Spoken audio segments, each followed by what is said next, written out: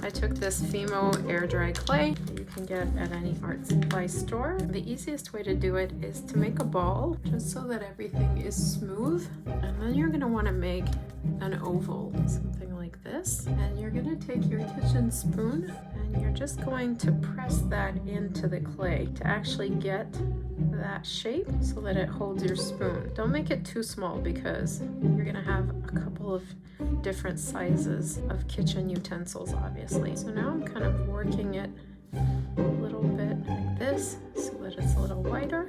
Now you're gonna want to smooth out the sides and such. And now on the bottom, to make the ghost's ridges, you can just press with your finger and work your clay around your fingers. Now I'm just kind of working that out like that. And then we're gonna put it back down and make sure that our spoon still sits comfortably. Okay, it holds. And with a wet finger, you're just gonna smooth out all the creases because those are gonna show.